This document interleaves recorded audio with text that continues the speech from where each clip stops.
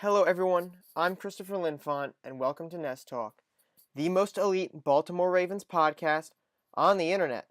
Today is January 9th, 2019, and it is approximately 4 o'clock at the time of this recording.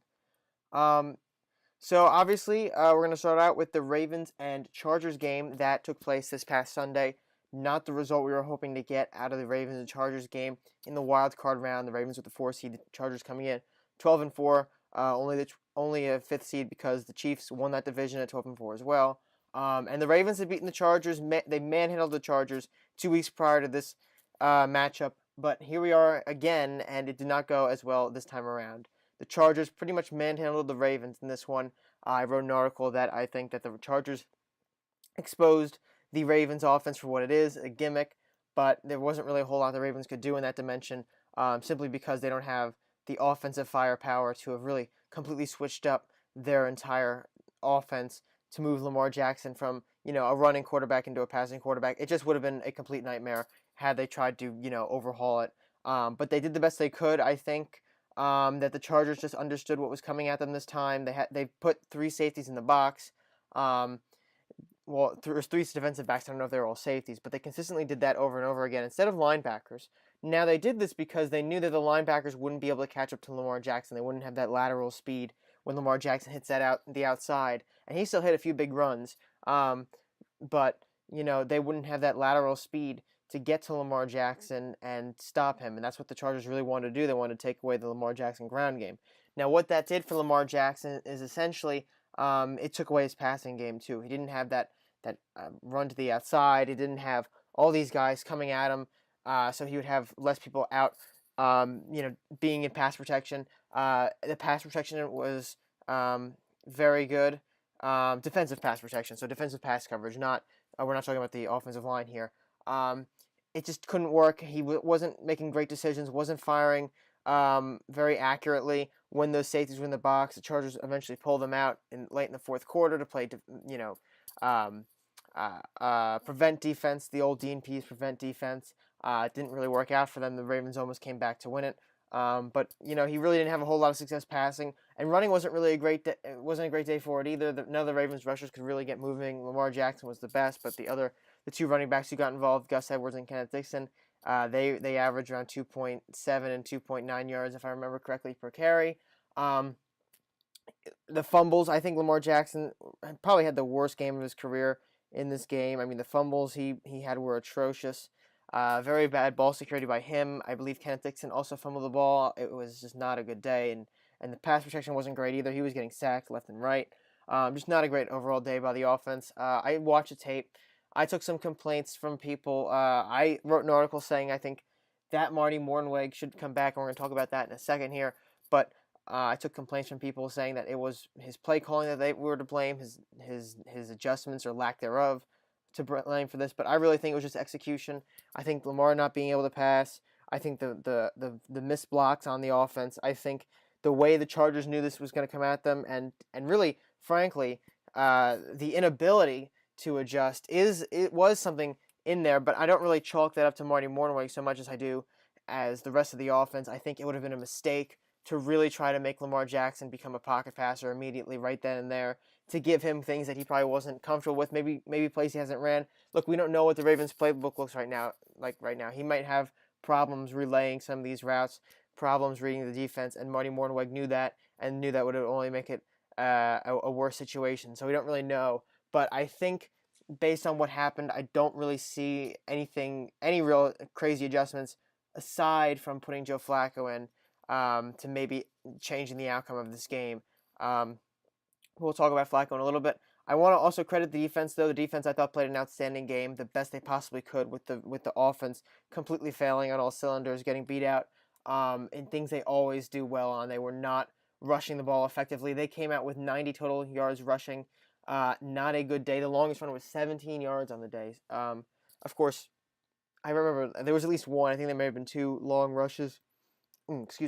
By Lamar Jackson, where he went down the field, but they were negated by penalties, and I think one of them was a holding call.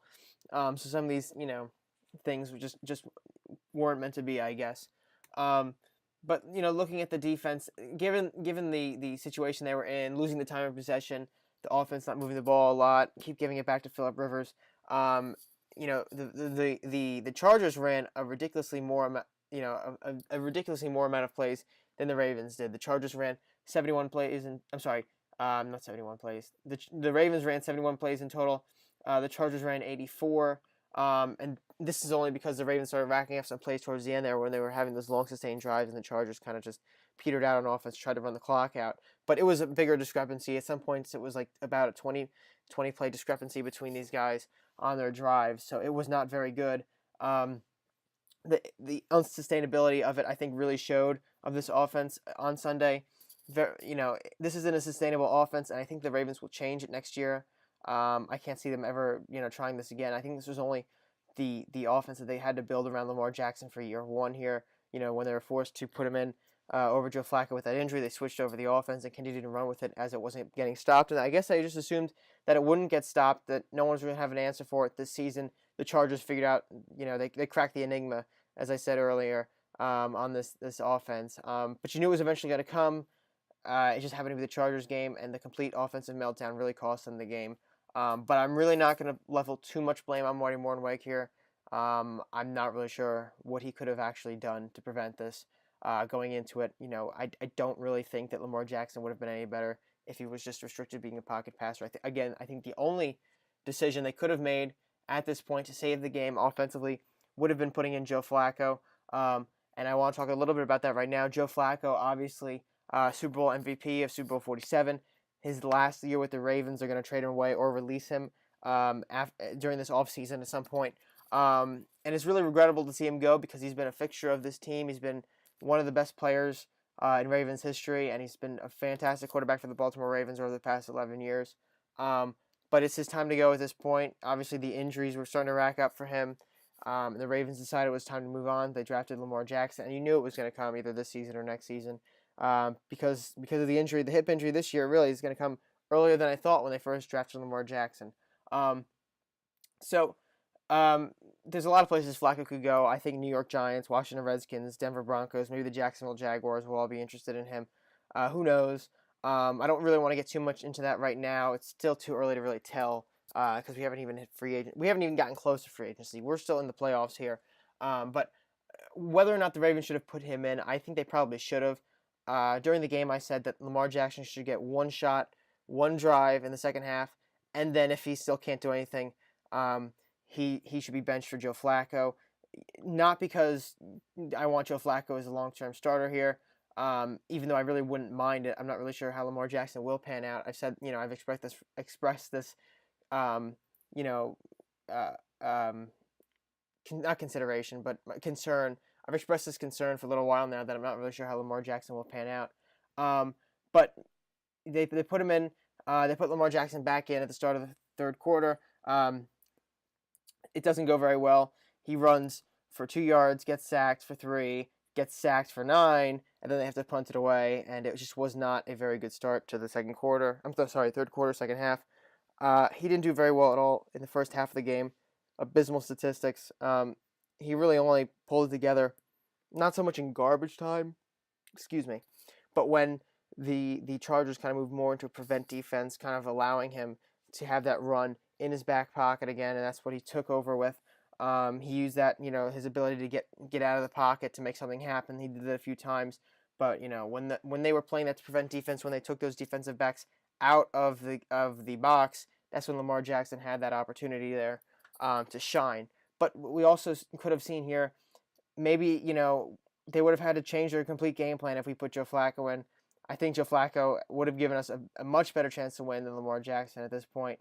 So, I mean, it's hindsight is 2020. During the game, I thought this as well, but, I'll stick to my guns here just because that's what I said. Would they have won the game if they put Joe Flacco in? No one can really know. Who knows what the Chargers had up their sleeve for that situation. They probably considered it going into it in case Flacco does come in. So I don't know whether or not Joe Flacco would have won the game. I think they would have had a better chance to win the game with Flacco in. But that's just not what happened. And the Ravens made a statement basically by saying we're going to stick with Lamar Jackson regardless of how badly he's playing. We're going to stick with him throughout this game. They made a statement for the future, and that's that at this point. I'm disappointed the Ravens couldn't have pulled this off. I thought they would have. I thought that they would have been able to do this, and I thought the weapons at their disposal would have been able to really kind of not stop the Chargers, but I think that the matchup I thought was still favorable, and the defense did the job they had to do. It's just the offense was not able to come up with a solution for the very strange but successful idea that the Chargers came up with to stop Lamar Jackson. I would never have thought it's very risky to put 3 defensive backs in the box like that, but they gambled. They dared him to throw, and when he did throw early on, it did not end well. So props to them for really figuring it out, and that's on tape now. I said this on Twitter, I think, and I think I said this in the blog. That's on tape now, and if you don't think teams are going to replicate that next year, you're crazy. Maybe not the entire game like the Chargers did, basically, but for certain packages, you bet that people are going to put those 3 guys in the box like that, safeties or defensive backs or whatever they want to put in the box. They're putting them there.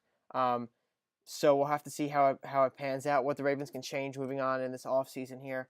They're going to have to change something on offense because, this isn't going to work long term. If Lamar Jackson can't develop into a thrower in year 2, into an effective passer, the Ravens probably won't make the playoffs. But, it's a long ways away. We have 6 months until really OTAs start at this point. I believe they start in June, and it's only January 9th today. So we've got a way long time to go. So 6 months without football, Ravens football, it's going to be rough. It's going to be rough, but I think we'll get through it. So, moving on, though, was 2018 a success? This is a question that I really have to think about here. I think it was a success because of a few reasons. In the end, the Ravens won the AFC North, and making the playoffs, I think, is what determines a season a success. If you want to have major success, you go far in the playoffs, and the ultimate success is obviously the Super Bowl. But a successful season, I think you get in the playoffs.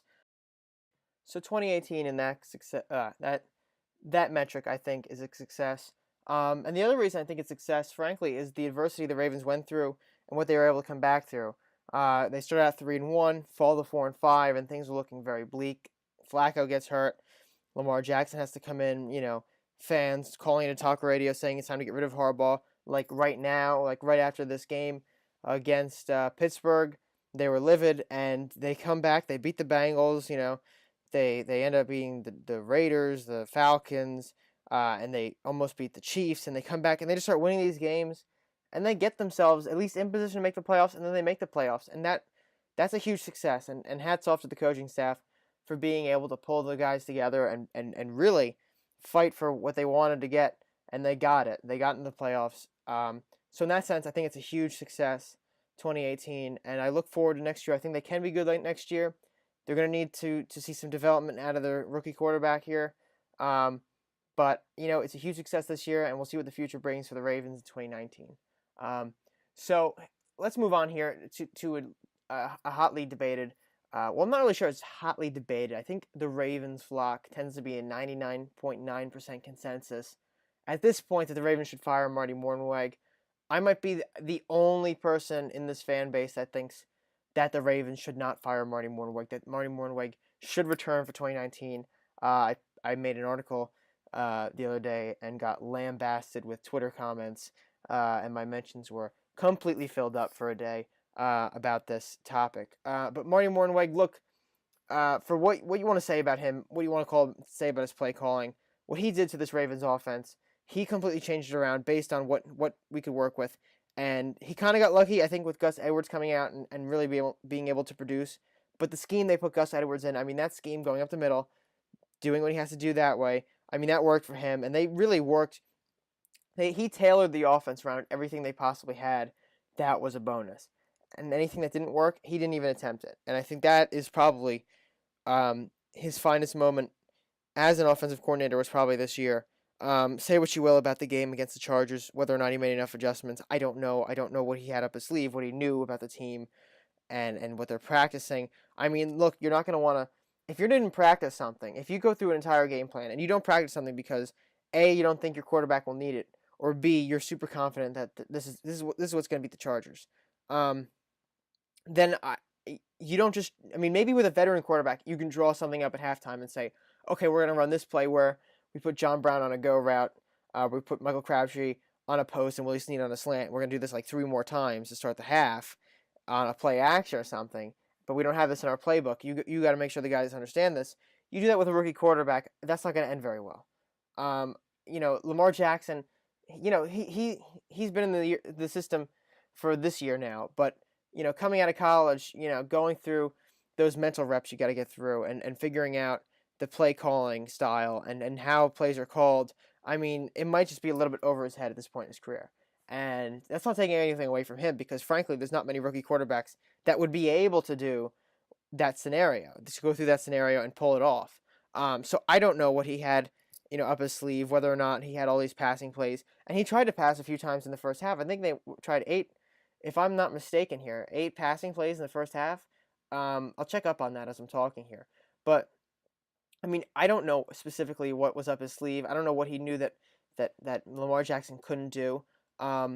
So yeah, they tried passing 1, 2, 3, 4, 5, 6, 7, 8 times in the first half.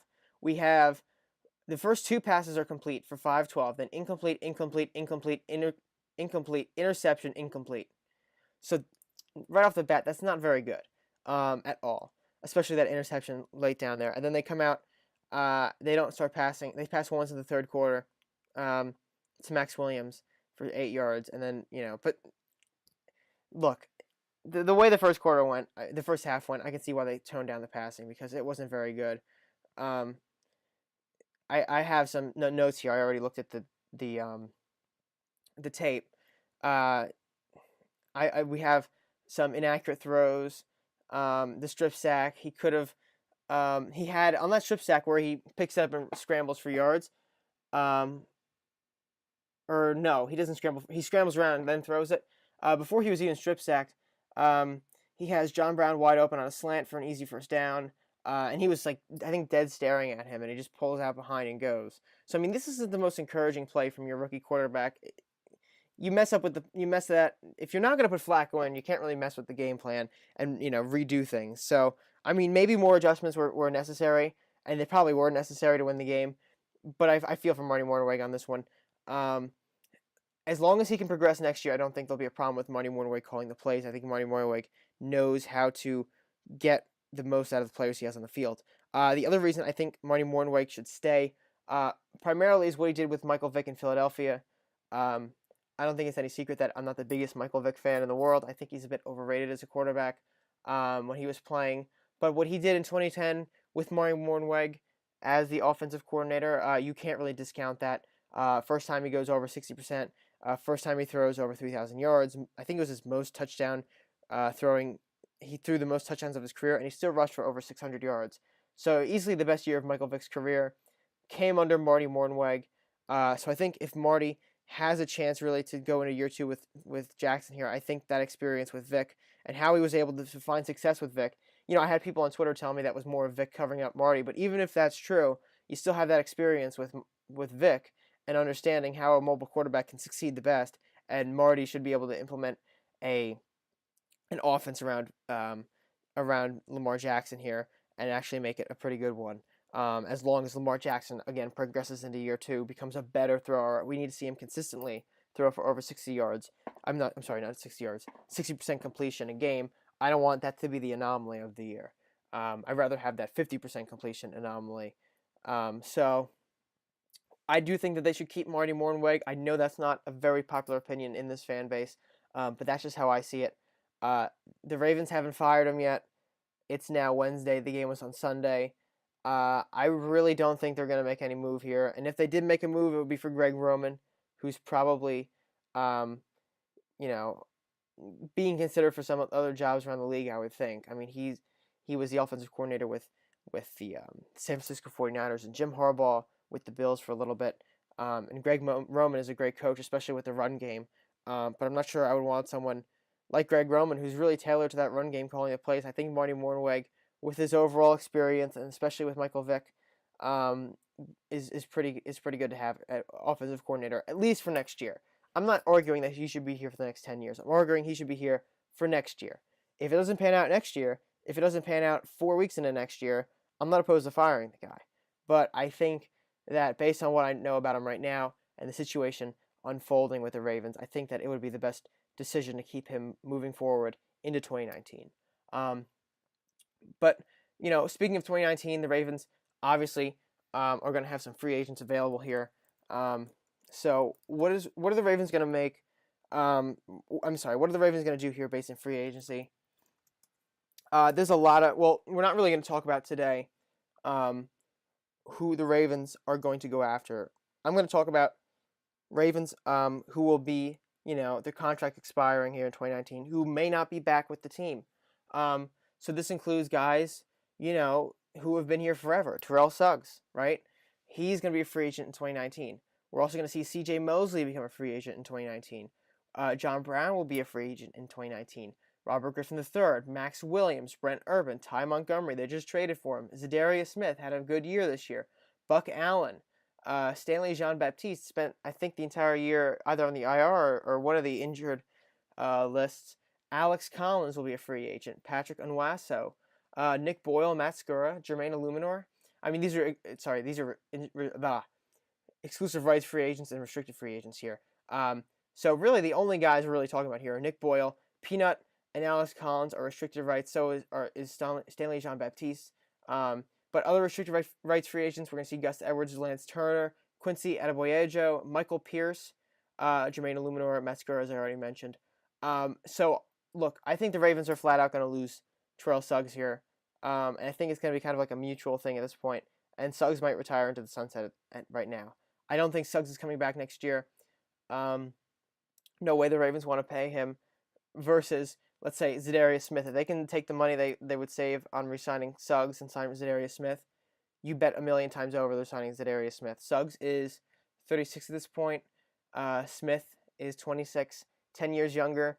This guy's turning into a good pass rusher. It's hard to turn him down. It's hard. It's very difficult to turn that down. I think John Brown will also be gone.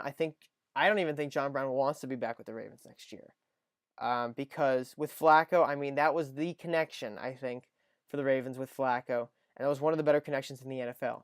I thought for sure he'd finish with over 1,000 yards, and then Flacco gets hurt, and he's barely catching 20 yards a game.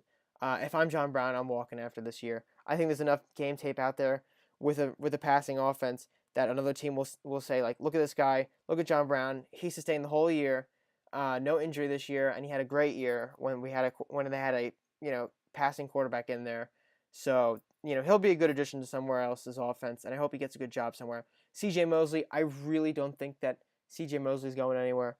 I know a lot of people on Twitter, want to be Ozzie Newsome for a day or Eric DeCosta for a day now, and tell me that C.J. Mosley can't cover, so therefore we can't take him.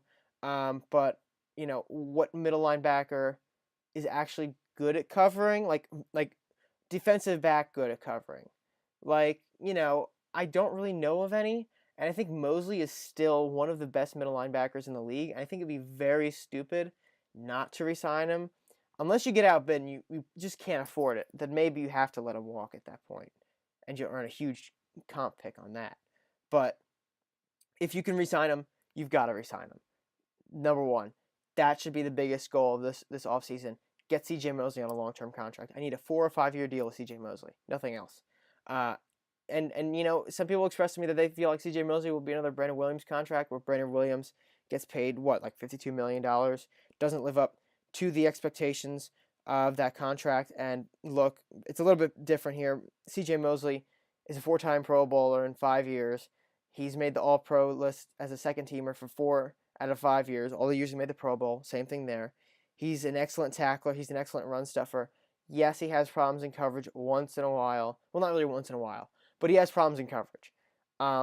But, I mean, what other middle linebacker out there is going to be able to cover, John Brown across it, or Antonio Brown if he's still in this division, or A.J. Green? Like, what middle linebacker is going to be able to do that? And you saw when C.J. Mosley was gone from the defense against the Bengals and A.J. Green, they started abusing the middle like no tomorrow, and it just ended in catastrophe for the Ravens. So I really don't think there's much of an upside to letting C.J. Mosley walk here, other than like you save some money and you get a comp pick. But whoop-de-doo, you lose arguably the best middle linebacker in the NFL. So I doubt that this is something the Ravens want to do, and they're going to be very aggressive, I think, in going after C.J. Mosley. Robert Griffin III, I really see him coming back next year. I think this will be an easy re-sign. Robert Griffin III, unless another team reaches out to Robert Griffin and says he can compete for a starting job, I think he'll come back and be the backup to Lamar Jackson.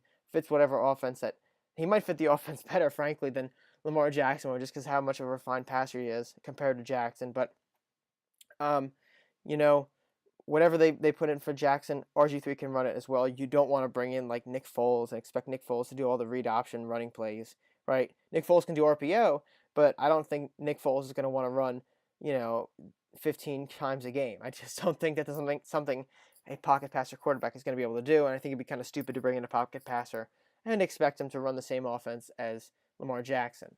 Max Williams, I think they'll let Max Williams walk unless he signs a very low deal here. I think Brent Urban will probably walk as well. I know they signed him for a 1-year deal here. He did okay this year, not really a huge standout. He could come back, but it's not going to be the biggest deal in the world for him. Ty Montgomery, I have no idea about this one. I think Ty could come back, but he didn't get a whole lot of touches this year. He might want to go find somewhere he might be able to get more touches. So, I mean, he is only 26. The Ravens could sign him to a 4-year deal and let him go after those 4 years. But he's a good receiving back, and he's got some good blocking ability. So I think Ty Montgomery might be something. If they can get him for cheap, I think they should bring him back. I think Za'Darius Smith is probably going to be the second biggest free agent they're going to try to resign here. Obviously, 26-year-old pass rusher, had a pretty good year this year. The Ravens, I'm almost 100% sure, I'm 99% sure that they're going to move on from Terrell Suggs this year.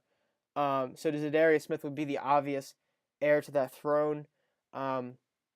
He's done well this year. I think he did well in 2015 when the Ravens were all injured, basically, and they had to get somebody else in there. But when Terrell Suggs' snap count started to drop this year, Za'Darius Smith came in here and did very well. Buck Allen, I think he's going to walk. I think he'll get another opportunity somewhere else. Obviously, the Ravens, I mean, they're not going to keep Ty Montgomery and Buck Allen, and they spent a pick on Ty Montgomery. So if they're going to resign one of these two, I think that'll be Ty. I don't think Buck Allen will be back next year because they're very similar in their skill set. They're both receiving backs. They're both third down guys.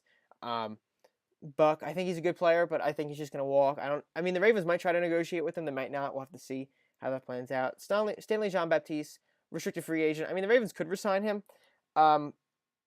If they let Jimmy Smith go, maybe for some depth. I think they will let Jimmy Smith go.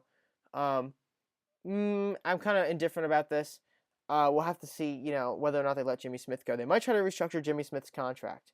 And I've heard rumblings about people wanting to know if he could play at free safety. But I think it would just make more sense to leave Eric Weddle on his contract this year if you need somebody to play at free safety. If you don't think one of the two safeties we've drafted in the past 2 years is ready to play at free safety, then I don't think we should let Eric Weddle go at that point and expect Jimmy Smith to be able to do it. But I don't really think Jimmy Smith is going to be here for much longer. If this is his next year, if he's here for one more year, I think that's it for him. He could be cut. And if he's cut, I could see maybe they bring back Stanley Jean-Baptiste, or they go looking for another cornerback, a younger cornerback, somebody in the lower rounds, kind of like Anthony Averett was this year. That's a question. I mean, he is a restricted rights free agent, so they'll have to match whatever someone else gives to him. And he's 29. I don't know if they're going to give him a whole lot. Another restricted rights free agent, obviously Alex Collins. I really doubt he'll be back next year. If someone else tries to get him, and I think someone probably will try to get him. I mean, he had a great year in 2017, didn't do so well this year. And the Ravens just might flat out cut him because I mean, it's rough. He doesn't fit the scheme anymore. He fit the scheme under Flacco last year, what they had on offense. And it was apparent this year he just wasn't fitting the scheme from early on. And then when they transformed over to Lamar Jackson's offense, he's fit the scheme even less. So I don't really think he'll be back next year. Peanut Anwaso, I don't think the Ravens want to let him go. I think he's a pretty good inside linebacker, not like great, a little bit above league average though. I think you pair him with Mosley and Kenny Young in there too to get rotations. I think you're fine. I think he'll be back as long as no one offers him an outrageous contract. He's 27. He's probably got one big contract left in him. So I mean, someone could offer him huge money. No one's gonna offer him huge money though. I really doubt it. Nick Boyle is a unrestricted free agent here. This is an interesting signing. They're gonna have to make a decision here. I think Nick Boyle probably will be back next year just because of what he adds in the blocking game. You have Hayden Hurst and Mark Andrews there who will automatically be back next year. I think they'll part ways with Max Williams though. to keep Nick Boyle. I think that's what makes the most sense for the Ravens here. And a exclusive rights free agent in Matt Skura. I think Matt Skura, Jermaine Illuminor might get cut, but if not, he'll be back. Michael Pierce, restricted free agent. They'll keep Michael Pierce here. And they got to figure out what they're going to do with Brandon Williams long term because that contract is not good for the Ravens. But Michael Pierce is a straight baller on the inside of that defensive line, the interior defensive lineman, really a huge run stuffer. So I think that he'll be back pretty much no matter what. Quincy Adeboyejo, I don't see him coming back. I don't see Lance Turner coming back, even though they're exclusive rights free agents. I think they'll probably get cut in the offseason. Gus Edwards, I think, will be back as an exclusive rights free agent.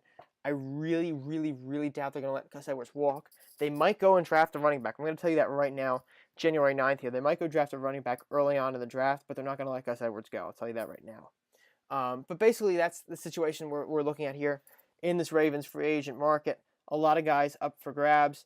I think some will stay, some will go. Moving on a little bit now into divisional news, AFC North Division news. Freddie Kitchens was hired by the Cleveland Browns today as to be the next head coach. They let interim head coach, former defensive coordinator there, Greg Williams, go. He will not return to Cleveland next year, I guess, unless Freddie Kitchens brings him back, but they've already let him go, so I don't think they will bring him back. Kitchens was obviously the offensive coordinator there during this resurgence of the Browns. After they fired Hugh Jackson, Todd Haley was the offensive coordinator for Hugh Jackson. He was let go as well. But Freddie Kitchens did very well, had great chemistry with Baker Mayfield, and it worked out very well enough for him to get head coach. I thought they would give it to Greg Williams, but Greg Williams is, his not intervention, but his role that he played in Bountygate with the Saints may have been what ultimately cost him here. I really don't know a whole lot about this Brown situation, but Freddie Kitchens is the head coach. I think it's a decent move. I think Greg Williams would have been a better coach, but Freddie Kitchens is the coach, and I think that as long as he can manage this team should be in contention for the AFC North next year.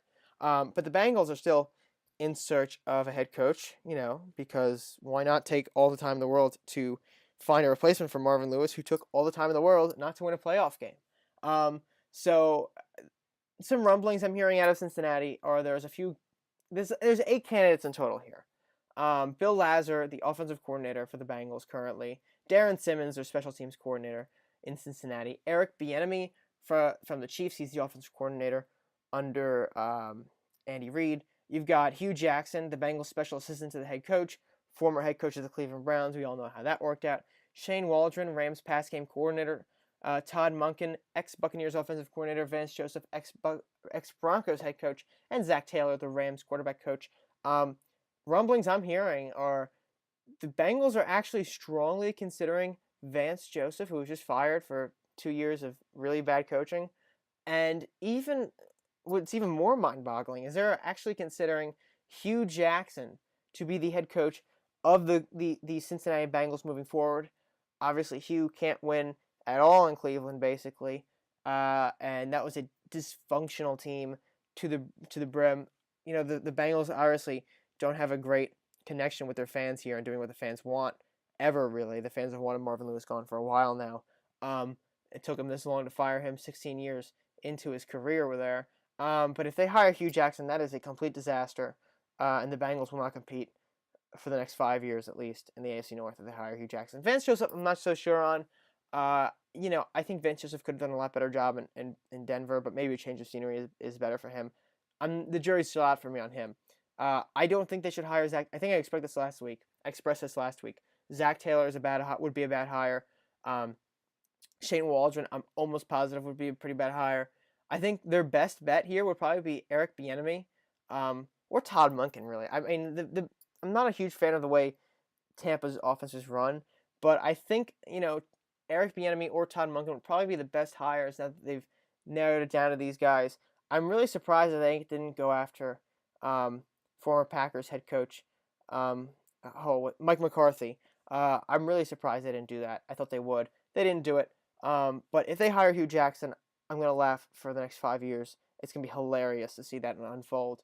Vance Joseph is a gamble. It's a huge gamble, but it might pay off. You don't know. But I think Eric Bieniemy is probably their best bet. Todd Monken probably their second best bet. So yeah, that pretty much wraps up the news for today. I want to talk a little bit about the future of this podcast. Obviously, today is episode 25 of the podcast. Been doing this for 25 weeks straight. And we're going to take a little break from the podcast for the next 4 weeks. As the Ravens season is over in the playoffs, there's not a whole lot of news that's going to be coming out. I want to spend some time really going over some of the more, creative sides of the podcast. Maybe look into getting some bumpers, some, audio for the podcast. Some different techniques. I want to kind of look at, maybe figure out ways to get, the listeners more involved in the podcast. I want to kind of just spend a little bit of time working on the infrastructure, getting new ideas and other pieces of puzzles together for this podcast in the next 4 weeks, especially now since the Ravens are really not going to have a whole lot of news coming out between now and, the end of the Super Bowl week. This February 3rd is the Super Bowl. I'm shooting for the next podcast episode to be on February 6th, 2019.